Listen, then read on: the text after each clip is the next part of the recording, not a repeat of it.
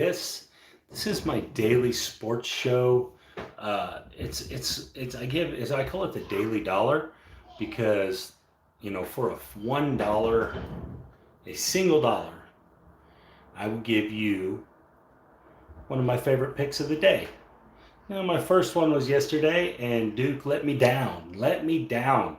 We'll talk about that game a little bit. Charlotte did come to play, but it wasn't like they were overly impressive. They had some good, like at the end of the game when both teams were just tired from that track meet that they ran. It looked better than it really was. Duke fumbled a ball in the end zone for a touchdown, and a ball went straight through one of the Duke receivers' hands. I mean, it was a long bomb early in the game. It fell right through his hands. So it's kind of a bad beat. Duke kind of laid an egg overall in that one. I think if they play the game 10 times, Duke crushes them 9 of them. But they were hyped up for that one or whatever. But overall, just a couple balls bounced the wrong way in that one.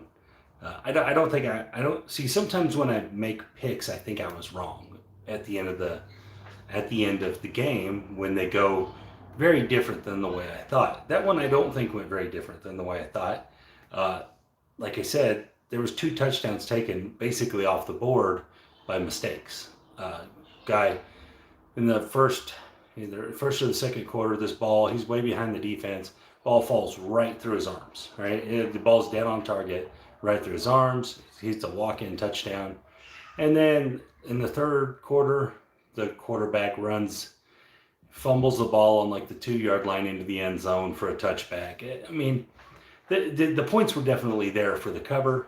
It didn't work out. Ball bounced the wrong way there. Right? That does happen, right? But so those are the kind of things, those are the kind of games I'm giving out. The obscure stuff on this Daily Dollar, it's stuff that I've looked into, stuff that I feel comfortable with, really comfortable with. It's stuff that in my NFL packages, I would refer to as hello, Mr. Enlow. I would refer to it as a 5-unit pick, or, a good pick, a 5% play, some people call them. But some of my better picks. And like I said yesterday, if I seen the exact same stuff today on a game, I would bet it the same way.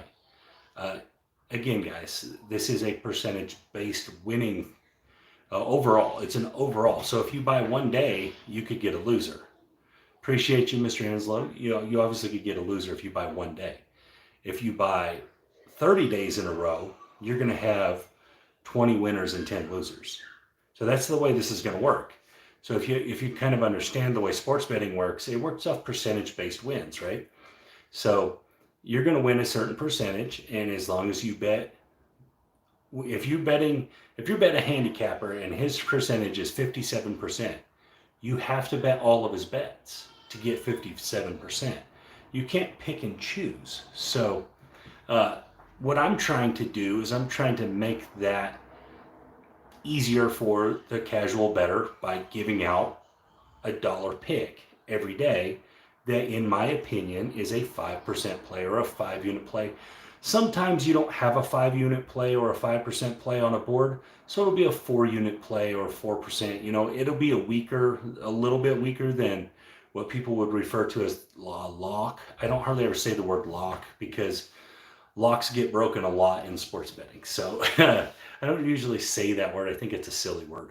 But one of the things is handicappers like myself, they go through a lot of time and effort to find angles in sports betting.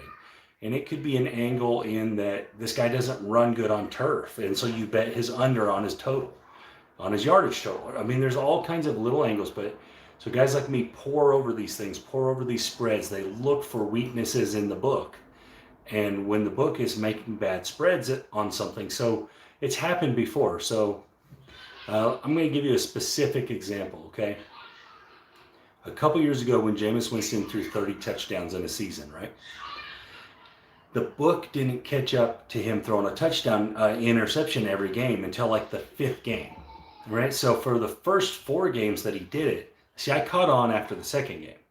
that he was going to do it every game because I was watching his games and he was just throwing the ball to the other team.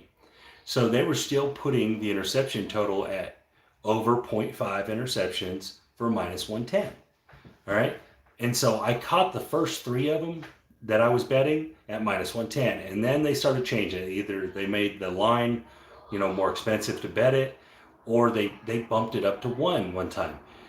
And then later, after he was like 10 games in a row, they bumped it up to 1.5, over 1.5. And I bet it. And he threw 2 interceptions that game. So the Jameis Winston, so there's streaks that happen, right? There's streaks that happen in all sports betting. And if you get on these streaks early, usually the bookmakers don't catch up, right? So something that happened last year on the COVID year is at the beginning of the season, there was a ton of overs, all right? The overs were coming in at a crazy rate. Yeah, Jameis was on the over. But last year at the beginning of the year, the overs were coming in at a crazy rate, right? Well, the books didn't catch up until, thank you, Mr. Old number 7. The books didn't catch up until probably week 4 or 5. And so that was a lot of games to play, and the overs were just coming in like crazy. And it just seemed like every 2 out of every 3 games were going over, which is over and unders should be about 50%. Half of them should go over, half of them should go under.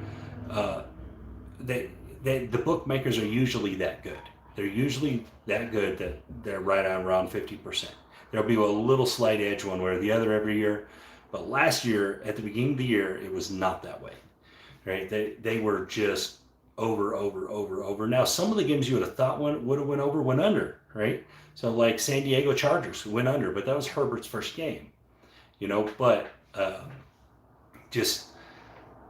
not San Diego, sorry, Kansas City and the Chargers. But that was his first game, and that game went under. That was an ugly game. But anyway, so when you find streaks like that happen, right? So you catch onto those streaks, the bookmakers are going to be slow to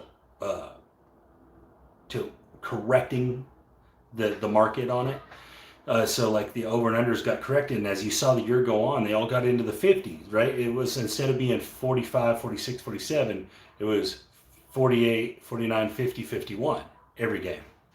And it corrected it. It made it a lot harder to pick one or the other, which side you thought you should be on. But so those are the kind of things you need to be looking for, right? When you see streaks, when you can see streaks ahead of time, right? So there's another thing I like to do, and I'm going to talk about this year. I didn't give it to anyone last year, but okay, so I call it stacking money lines, all right? Stacking money lines. And what I mean by that is you look at a team's schedule, right? And you see, I'm going to give this one out, right? Because I want people to understand what I'm talking about. Okay, so the Denver Broncos schedule starts like this, right? The Giants, the Jaguars, the Jets. Or maybe it's the Giants, the Jets, the Jaguars. But anyways, the first 3 games are the Giants, the Jaguars, and the Jets, all right? Now, I get there's travel involved. They got to go to the East Coast. But the Denver Broncos are significantly more talented than 2 of those teams. Right? The Jets and the Jaguars are not anywhere close to the talent level that the Broncos are. Now, the Giants, the game 1, they are. They're talented when they're healthy. The problem is they're not healthy. Right? They have beat up pieces everywhere. If you look at their injury report, everyone's on the injured reserve. Right? They're practicing with practice squad guys on the starting offensive line and stuff. They're going to have a lot of problems week 1, right? Just because those guys aren't healthy. So the guys they went and got like Galladay and stuff, they're not healthy. And so these kind of things are what I call a money line stack. Okay, so I'm looking at it, I'm like, okay, so I can bet the money line on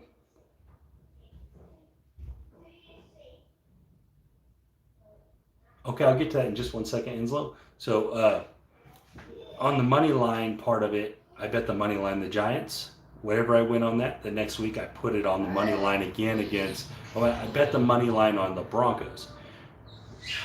Comes through on the Giants. I take that plus the profits, bet it on the Jaguars. That one comes in, I take it all and put it on the Jets. So you're essentially taking one bet and turning it into a multiple of 3. All right, now you're not going to get a great money line on it, sure, but you're getting the favorite, you're getting the team that should win, and you're getting, it's kind of like compounded interest, right?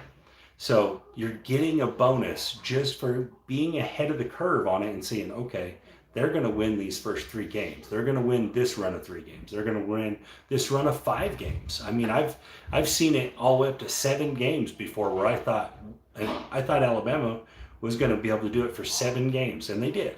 So, and obviously some college football stuff is easier, and sometimes you can't do it because they won't even offer a money line. All right, but overall, in the pros, you'll see runs like this. You'll see where there's a Detroit followed by, Chicago followed by the Jaguars, and you got Green Bay. Green Bay's playing all 3 teams in a row. They're going to win all 3 of those games probably. At least the percentage is way, way up in the 80s, probably 80, 88, 89% of the time, they're going to win all 3 of those games. And so that's what I call a money line stack, and it's one of the techniques, betting techniques that I use to consistently turn situational stuff in the NFL into profit. All right, so there's other ways to look at money line stacks too. So you can be like, okay, this team has to go on the road 3 games in a row. All right, 3 road games in a row, which is unusual.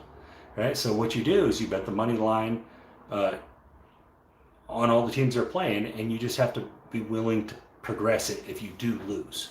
Right? So there's different types of money line stacks, and there's different techniques.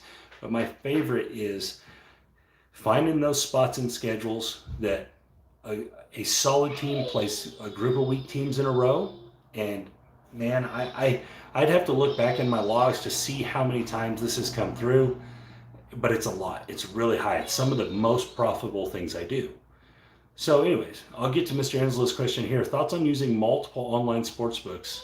Are the rewards for sticking with one worth it, or using 4 to 5 to get the most favorable odds is smarter move?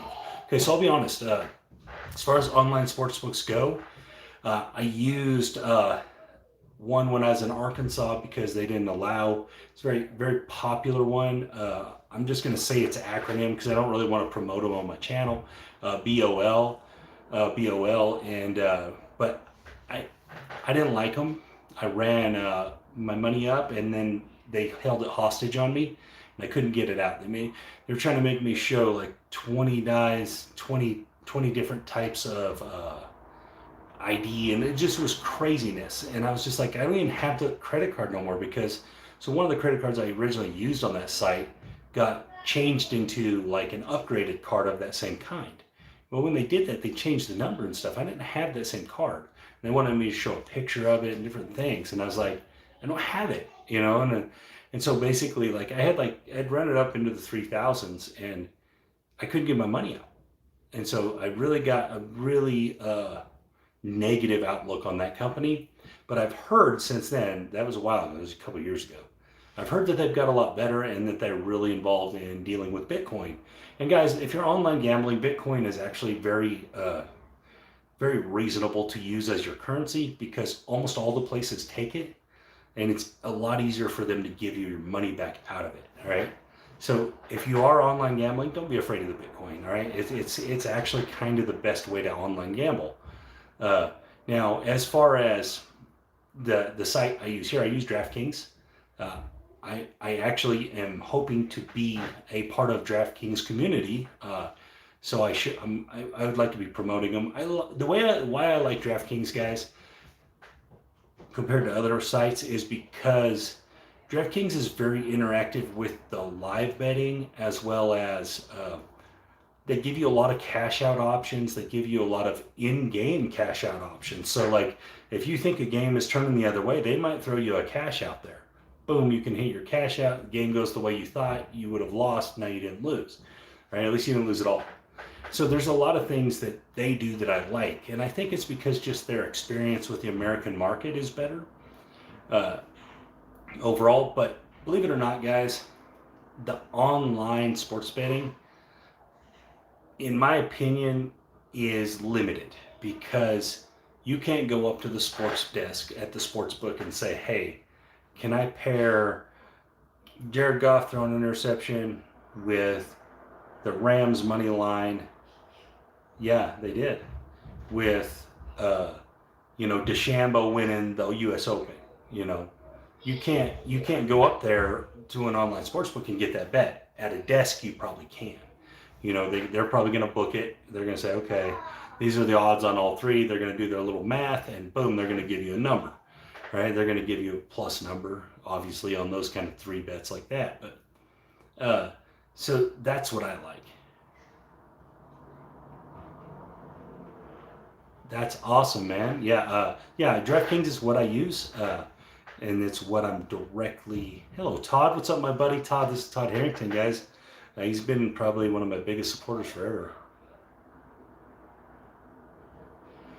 Okay, so the money line stacking. So basically, what it is you're looking for spots in any given season where a team that's better is going to have.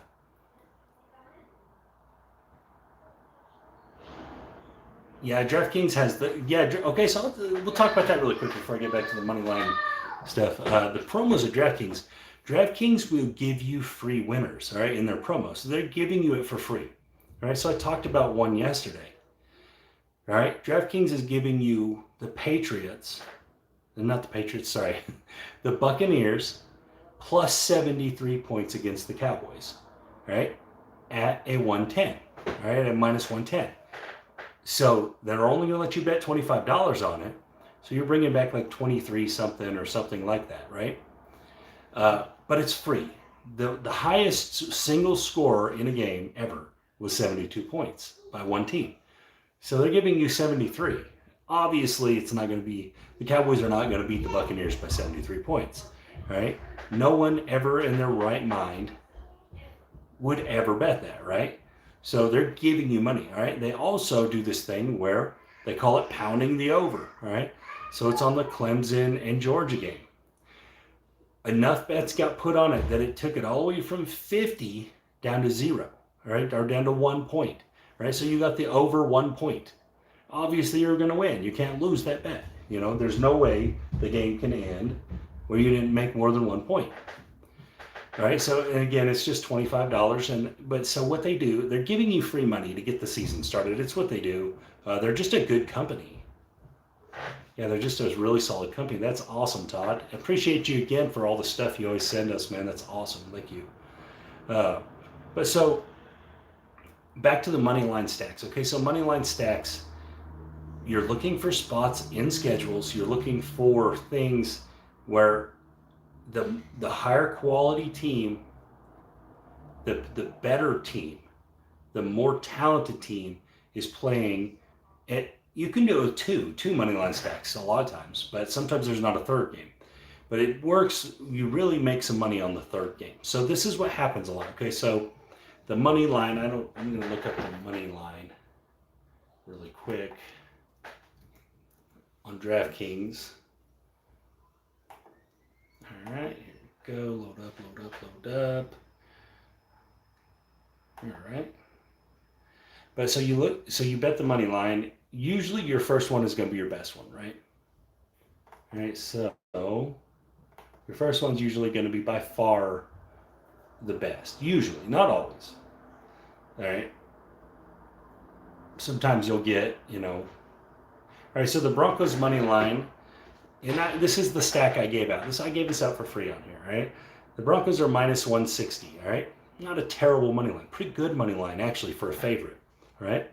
So they win, all right? Week 2, you come down here. Let's see if I can see week 2. All right, the Broncos play the Jaguars. So there's no money line offered, all right now, because they probably want to see week 1. But the spread is only 2.5. Denver's only favored by 2.5 right now against the Jaguars. Right? So boom, you're going to jump all over that money line. Hey, appreciate that. Thank you. Welcome, RJ Henry. The NFL is going to be very, very, very good this year. The fans are back. That's such a huge advantage. We've seen it in college football already this year. Just the fans being around is just so different. And then let's see that third one. Okay, then the Broncos play the Jets. And the Broncos are already considered a 5-point favorite in week 3 against the Jets. All right, so You're getting those 3 games in a row with the Denver Broncos. You get through game 1, you're gold, right? Stack it up, stack it up. The Broncos, I mean, I think everyone right now would assume the Broncos are going to beat the Jaguars and the Jets. I just think from the talent level, from the rosters.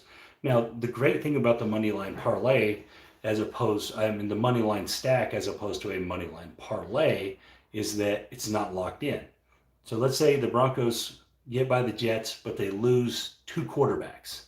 You don't have to bet the next one, right? You don't have to bet the next week. All right, so it's a week-to-week thing. So, or let's say something crazy happens and Aaron Rodgers ends up a Jet, some just silly stuff. And you get to that third one, you're like, well, I'm not going to bet against that, So instead of it being a parlay where it's locked in, it's a stack. So you're stacking that profit each time, it's like compounded interest. It's a cumulative way to play. And so you found a spot where there's a 3-game run that you have a high probability of winning all 3. And you're just going to stack. So it's one bet with stacked profit. And so it's just a way to really generate your profit better and really make more money off your knowledge. All right. So it's because when you cumulatively, it's like a press and craps. Exactly right. Yeah. So it's exactly kind of where I got it from, is playing craps. But it's like pressing the lay is what it's like, pressing more, because you're taking the favorite. So it's like pressing the lay bet. So, you press the 10, you press the 10, you press the 10. Next thing you know, you didn't get no 10 and 3 sevens have rolled. And, instead of making $40, you made 180, off the same bet. And so that's one of the things that I really like to do. And I look for these spots throughout the season where this is occurring, right? The other cool thing about it is, let's say the Broncos lose week 1. Let's say they go to the Giants and they lose, all right? But week 2 and week 3, you got the Jags and the Jets, right? So you can still do the same stack. You're just going to have to essentially martingale the first loss, right? So that's an option you have in there as well, all right? So there's protections involved in it if you're willing to take the risks necessary in the protections. But most of the time, those 3-game stacks, Moneyline stacks, they work out in your favor because you're looking at it, and you guys, NFL is easy. Good teams are good, bad teams are bad. It's not really worth deviating from that, right? So don't get me wrong, I'm not saying that they can't slip up and a bad team beat a good team. It does happen every year, but it doesn't happen very often, right? So the percentages when those things happen are very low. Where in college, it happens quite a bit more, or where a weaker team beats a stronger team, right? Especially when that weaker team is at home and it's a salty environment. In the NFL, it doesn't happen as much. A lot of those guys, thanks, Todd, man, that's awesome. Appreciate that. You're always looking out for the wager channel. Love it. But so that's kind of what happens, like we saw one last night, right? North Carolina was probably the better football team than Virginia Tech. But Virginia Tech was salty, and they were ready. They were ready to play, and they took it to North Carolina. And North Carolina just couldn't get nothing going because that Virginia Tech defense decided to show up, right? And that's kind of the way, college is, the variance is too wide. Pros, the variance isn't as wide. Good is good, bad is bad. That's kind of how it goes. Anyway, so today's daily dollar pick, I'm going to give y'all, obviously not the pick, because the idea behind this show is that it costs $1 to get the pick. But I'll email it to you, the guys that bought it yesterday. I appreciate that, Todd. I appreciate it a lot. They got it. It was the Duke. I put it out right when the game started on my YouTube channel, on my post. Duke really kind of gave that game up.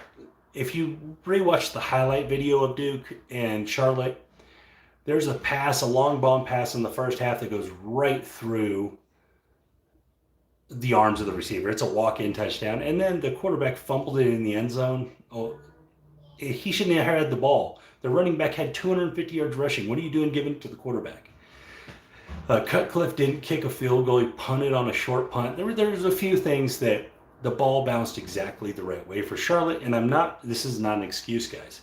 Uh, Charlotte played a good game.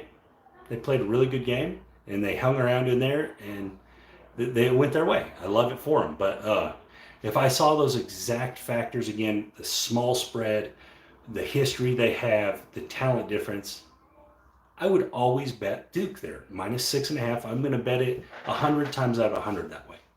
All right? I think if they played the games 100 times, Charlotte wins maybe 10. I will email it, yeah, if you want. Yeah, absolutely. Uh, however you decide you want it. So, again, guys, you can directly talk to me on text if that's that. Yeah, I love it. See, I love it too when you get a teaser that goes bad, but both of them went bad. So it's like, oh, that's okay. We were going to lose either way. I do like that too, because instead of losing 2 tickets, you only lost 1. I totally agree with that. Anyway, so today, guys, I'm looking at this college football slate, right? Believe it or not, I think this is booked really well. Like, I couldn't find a ton of value in many places on many of the games, right? They are just booked really tight. I think the fans being involved is a huge deal. And I think the home teams are getting the favor they're supposed to get, and the good away teams. Yeah, Cutcliffe was betting on Charlotte. And I think the good away teams are, they're getting the value they should from a talent standpoint. I didn't see a ton of just really, really intriguing spots. But I found one. I found a really good one. I did find one. And like I said, for $1, I'm going to give it to you. All right? $1. When the game starts, I'm going to post it. What I put out there. All right? The one I found. It's just got a ton. It's got a ton of value to it. All right? Now, guys, again, this is week 1. It's week 1. So this value is based off history. This value is based off home teams. This value is based off traditionally what these teams do, their types of offense, their types of defense, the types of recruits they get. All right.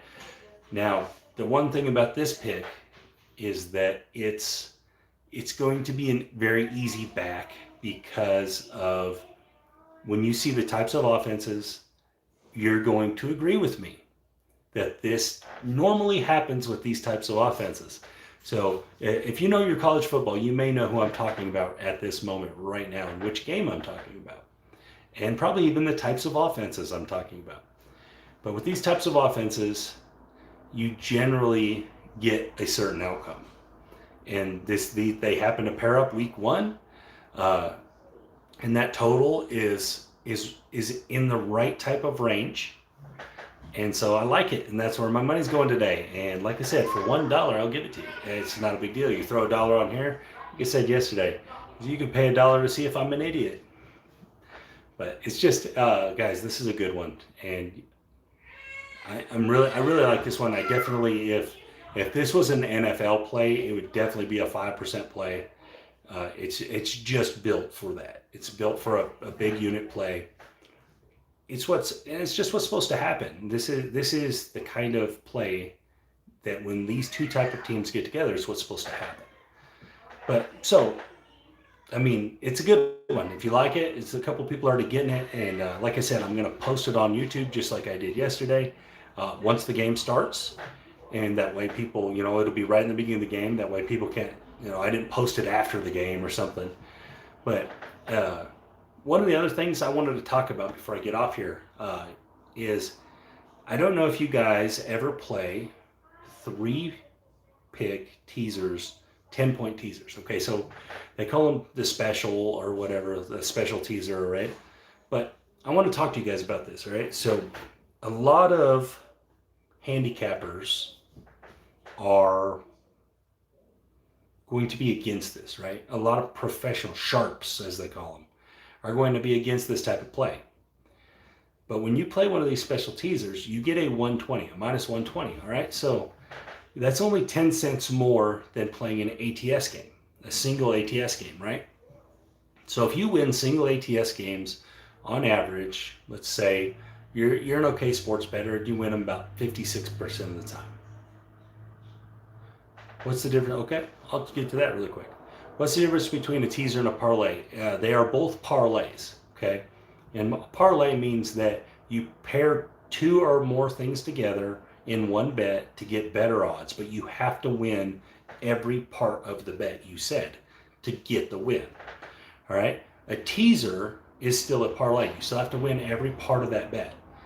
But you get to adjust the spread by as many points per bet that you chose to tease. So you can tease, there's 3-point teasers, there's 7-point teasers, there's 6-point teasers, there's all the way up to 10-point teasers, right?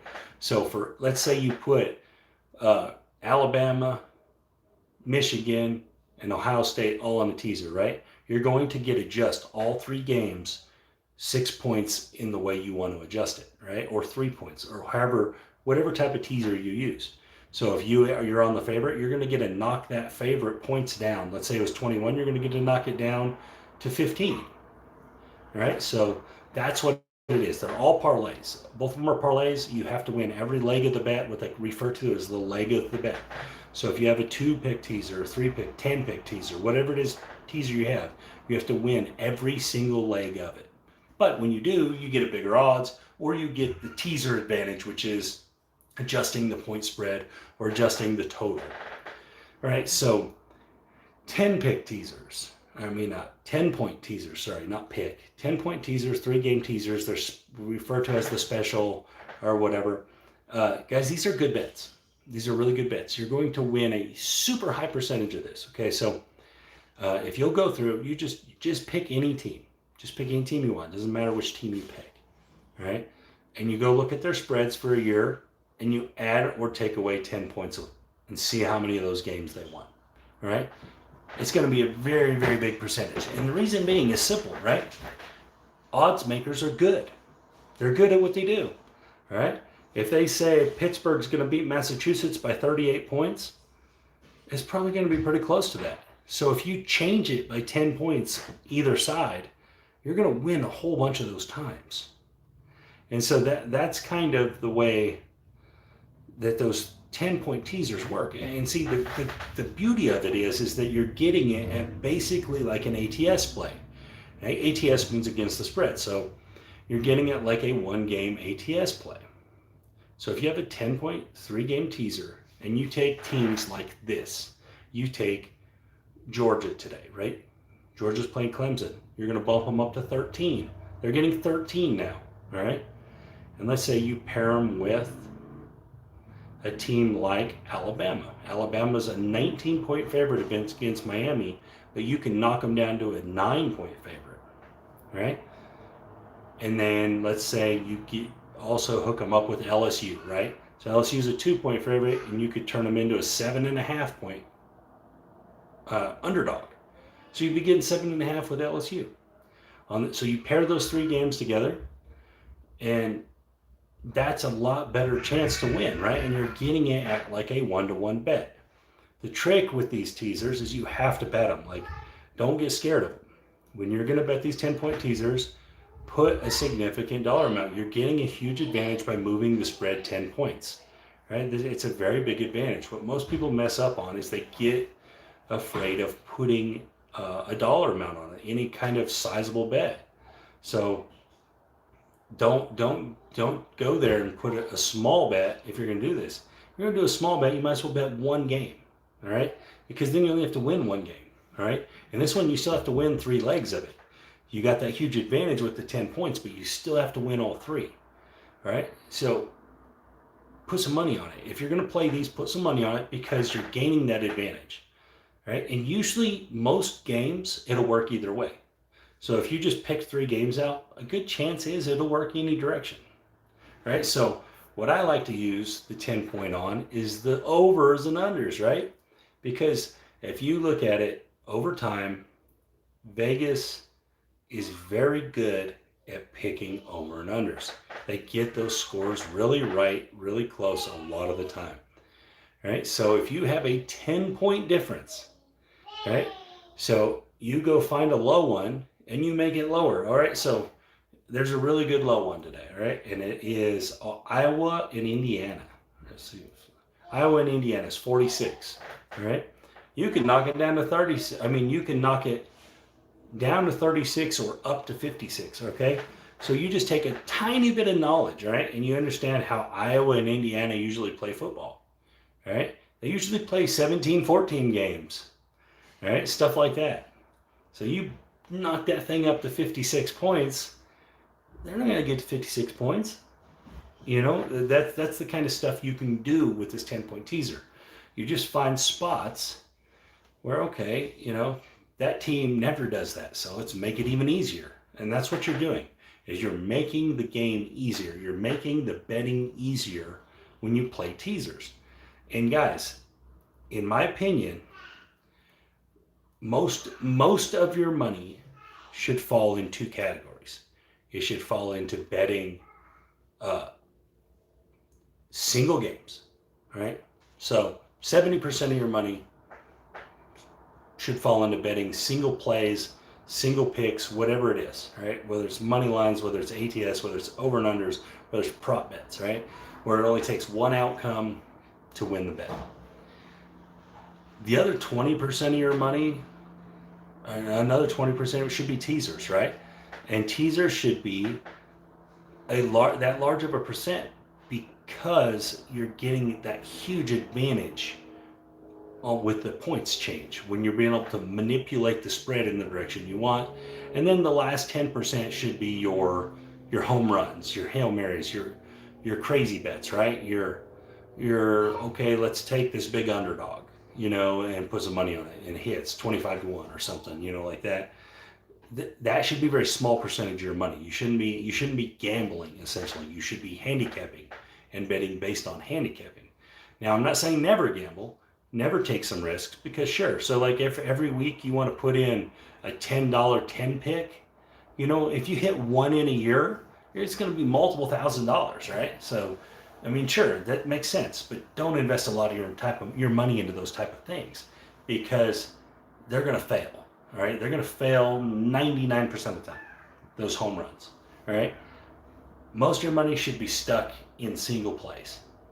The huge majority, the second part should be in teasers. Whichever kind of teasers you use, whether it's 3-point, 6-point, 10-point, however you plan. All right, you should be in those spots, and then small portion should be, you know, the Hail Mary stuff, the home runs, the craziness. And guys, you'll be a winner.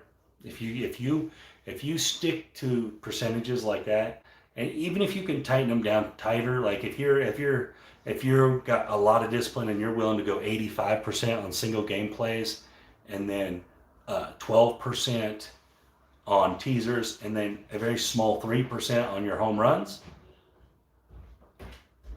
you're going to do even better, because the tighter you can bring those down to the higher percentage plays, you're going to win more money. And guys, that's the way it works. It can't work any other way. Sure, there's guys out there that can see upsets. There's guys out there that can predict them, right? And they bet them, and boom, it looks great, right? But how many times a year do they get them right? Do they get them right at a 50% clip? Half the time they get them right? I would highly doubt it if they're upsets. You know, so you're going to get plus money, sure, and you cash these big tickets every now and then, but how many of the little tickets do you lose to cash one big ticket? And so that's usually they even themselves out, and usually that's how sports bettors lose, is that they try to go for too big of money each time. Instead of betting one big ticket that they're really sure of, they bet 30 little tickets, 30 little tiny tickets that they don't win any of them, because they bet $5 on them, but they're all 10 picks, you know? So yeah, sure, if they would have won, they would have, you know, won $2,000. But the problem is you're not going to win 10 out of 10. So it doesn't work. And where that one bigger pick, where you put $300 on it, and you took a really dominant favorite or something, you win $300. Or you took the money line, maybe you win, it was a 3-1 favorite, maybe you win $100 on 300, but you won is the difference, the win versus the loss. So sure, you might have had 7 out of those 10 picks get close, right? They lost by one game. Well, they lost. It's still losing. so you still lost that chunk of money when you could have bet one time, way more probability that you win and still got paid. And so guys, it's a kind of about the discipline of sports betting, right? It's where your money should be and how much of it should be there, right? If you're going to be a home run hitter, guys, get ready, because it's going to be a tough year. I hope you hit home runs, because sure, it's awesome. I don't want anybody to lose, but it's hard. It's hard to do. All right, a lot easier to go and say, I'm going to bet Alabama this week. A lot easier play. It's tons easier, right? Alabama crushes people regularly, every year, all the time. It's not new, right? They're going to keep doing it, right? If you see Alabama and they're playing a team they just usually demolish, they're going to demolish them again, probably. So, again, guys, it's about betting winners. It's about making winners. It's not about getting lucky and yeah, I won this big chunk of money. It took me every week for 12 weeks where I bet $300 and I finally won $3,000. Well, you're down $600 then. You know what I mean? So you bet 12 weeks at $300, lost every week. Well, that's $3,600. Well, you won $3,000, so it looks great, but it's not. You're down $600. Where you could have bet single games all those weeks and probably been up $3,000. But anyways, guys, again, if you want today's pick, you can super chat $1 into here. I'm going to shoot it to you via email. So you got to give me your email, obviously. My email, if you don't know it, is very simple. Very, very simple. It's wagermethis@gmail.com.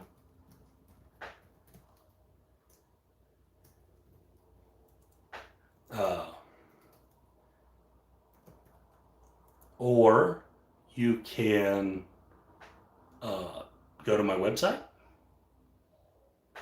and wagermethis.com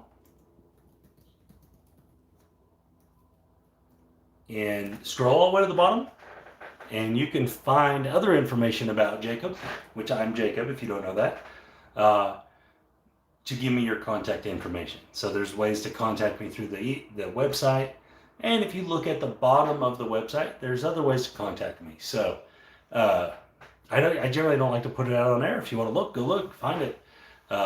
If you do it that way, let me know who you are. That way I answer you. So anyways, guys, it was great talking to you this morning. I appreciate everybody's support and everybody that's getting involved in this. And again, I'm going to do this every day that I can. All right. So there's going to be a handful of days, or obviously I just don't have the time to get on here for 30 minutes, 40 minutes and talk about stuff. But the huge majority of the days, I'm going to have a segment on here. And I'm going to have a bet on something for you guys that my money's on and that I really like. I'm never going to put anything out that I don't really like. I'm never just going to be like, yeah, let's go with this today. It's always going to be something that I'm really interested in. I may get on here and say, man, I couldn't find anything good. Right? These are, if that day happens, I'll get on here and I'll say, I couldn't find anything good. These are some things that I think are possible. Right? That's all I'll do. If I can't find a bet, I'm not going to put nothing out there. That's just not what I'm going to do. Anyways, guys, this is Jacob from Wager Me This. And again, thank you for all of your support and thank you for being a part of this with me. And you guys that are jumping in on this, I appreciate you a lot. It's going to be a good investment. Y'all have a great day.